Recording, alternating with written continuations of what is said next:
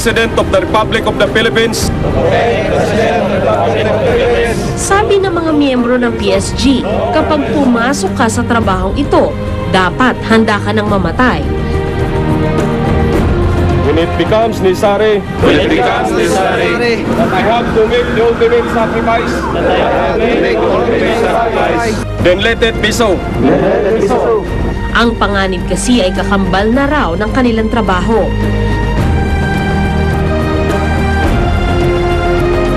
So help me God. Bye-bye. Stand by!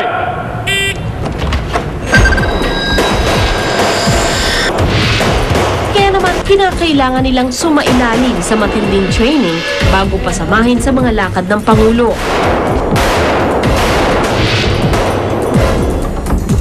Ang tinuturo natin dito is accuracy first. And after all, we can only neutralize our enemy by hitting our enemy. It's never the speed. Mabilis kang pumutok, marami kang pinakawalan ng bala, wala ka naman hit.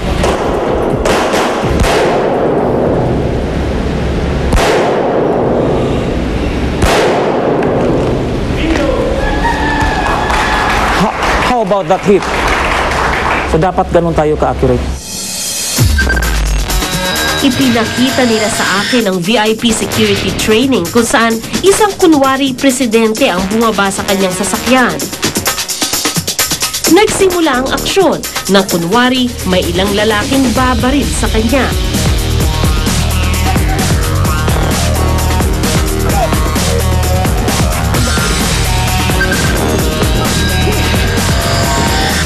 Kung sa totoong buhay ito, sasaluhin ng PSG ang balang para sana sa Pangulo.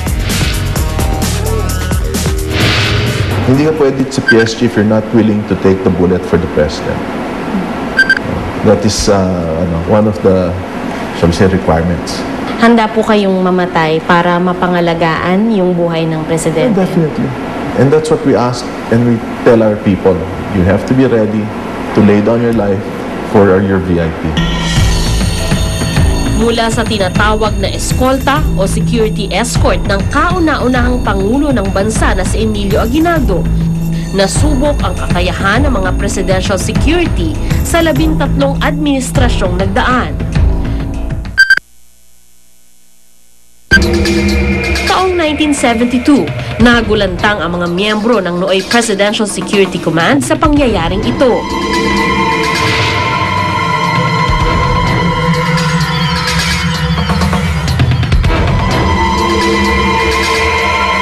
Napatay ng presidential security ang lalaking tumaga kay Mrs. Marcos. Dahil sa tinamong sugat, agad namang dinala si Mrs. Marcos sa ospital. Ayon kay retired General Avelino Razon, ang pag-atake kay Mrs. Marcos ay isa sa mga leksyong tinandaan niya nang ma-assign bilang PSG Deputy Group Commander ni dating Pangulong Fidel Ramos. Samot-saring paraan daw ang sinubukan nila para mapaganda ang seguridad nito. Isa rito ang paggamit ng decoy o kamukha ni Ramos para malito ang sinumang gustong manakit dito. Saksi rin si Razon sa isa sa pinagmamalaking tagumpay ng PSG, ang pagbibigay ng proteksyon kay Pope John Paul II nang bumisita ito sa bansa noong 1995. Ligtas na nairaos ang papal visit sa gitna ng nakumpirmang plano ng mga teroristang patayin ang Santo Papa. Nadiskubre ang plano ng masunog ang kwartong tinitirhan ng mga terorista sa isang apartment sa Maynila. We found out na nandito pala si Ramzi Youssef, a member of Al-Qaeda, expert in bomb making. Doon sa loob ng kwarto, merong Bible, may picture si Pope John Paul II, may rosary, merong habito ng pare. Ilan lamang ito sa mga pangyayaring nagbibigay kahulugan kung ano ang PSG ngayon. Napansin kong nagbago na ang timpla ni Lieutenant Yamamoto habang nakabantay sa Pangulo.